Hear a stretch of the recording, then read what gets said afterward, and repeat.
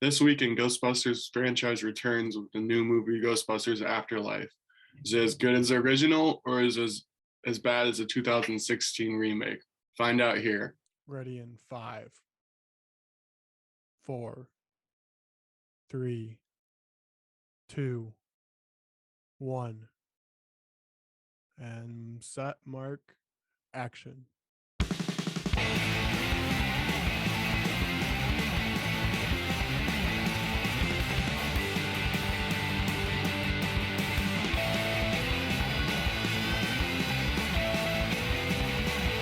So Ghostbusters was directed by Jason Reitman, starring Mckenna Grace, Finn Wolfhard, Carrie Coon, Paul Rudd, Logan Kim, Celeste O'Connor, and many more. Plus, the original Ghostbusters all make a return as well. And this movie is just such a blast to watch. I had so much fun in the theater. It was very enjoyable, very relatable.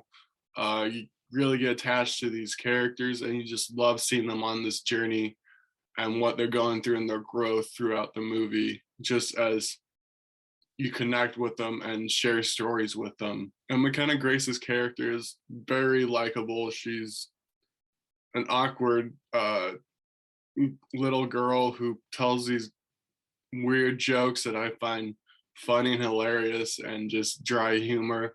And she's just a bright spot in this movie that you just love seeing on screen, at least for me. And Paul Rudd is also chiming in this movie as well. He's very well cast. This whole movie, I think, is casted very well, and everyone fits their role great. But then again, Finn Wolfhard's character is kind of lacking in the growth and development department. McKenna Grace's character has more to do, more going on. So is Paul Rudd and the mom in this movie, and Finn Wolfhard is kind of second, just playing in the background of the film and not given enough to do, in my opinion. Where this movie shines, though, is the heart of the movie about the family and about friendship. It's a great story, just great building of this family coming together and these friends coming together to stop these ghosts trying to take over this Oklahoma town. And the part of the movie that I really liked was just seeing that discovery of how to be Ghostbusters. They failed to capture ghosts. They just have to get used to the equipment.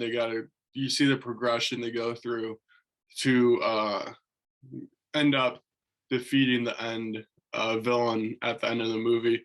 It's just you see the wheels turning in the heads, just failure and then succeed and learning from yourself. That's very big in this movie, and I like to see that.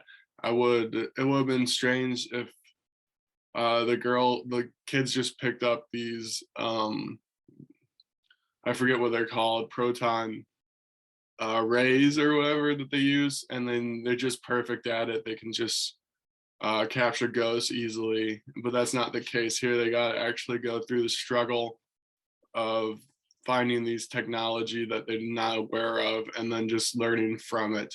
And it also goes with driving the car. Finn Wolfhard's character is 15 in the movie, and he starts driving, and you see that struggle of him getting that confidence of being a responsible driver and making mistakes. And each one of these characters makes mistakes along the way.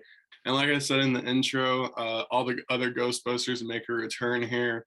It's very nostalgic comeback for them, but it all, I think, works. They're used very minimal in the movie, which is great. They're not kind of the center focus, but you get to see each one say their iconic lines, each one react as a character, and it's great to see, and it's great just to cheer for in the theater as well. And just real quick, a touch on the CGI and special and practical effects that were used. The ghosts all look great, and I feel I'm not for sure, but I'm sure practical effects were used as well, as the demon bulls in this movie seem more practical than CGI, or a mix of the two. And the CGI was great on the Marshmallow Men. They were cute and funny, and it was all in the trailer, so you saw them kind of jumping to the dust, burning alive, and it was just all funny to watch. And is even I laughed even in the trailer and in the movie as well. But where the movie kind of didn't do it for me was just the pacing of it, kind of like the direction of it as well. I felt the middle kind of dragged a little bit, and we spent too much time of them learning how to capture ghosts and what ghosts are all about. Like the little girl says she doesn't believe in ghosts, but that's never touched upon again when she actually discovers ghosts are real.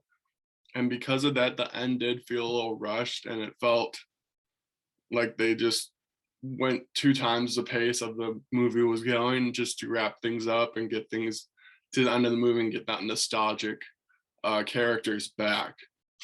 But other than that, it's a great kids movie. It's a great comeback of the Ghostbusters franchise. Go check it out in theaters now. But overall, I give this movie a 92 out of 100. One thing I would recommend is to watch the original 2 Ghostbusters movies, as if you watch them beforehand, you'll enjoy this movie even more. I did not, and I regret that. I should have sat down and watched the original Ghostbusters at least, because it gives this movie more value and more enjoyment, I feel, if you remember the characters and remember the story of the first Ghostbusters, which I hadn't seen in a while and wish I would have saw more recently. It comes out in theaters this weekend. Go check it out, and hopefully you like it. And if you do, leave a comment in the bottom, and enjoy, guys. Bye.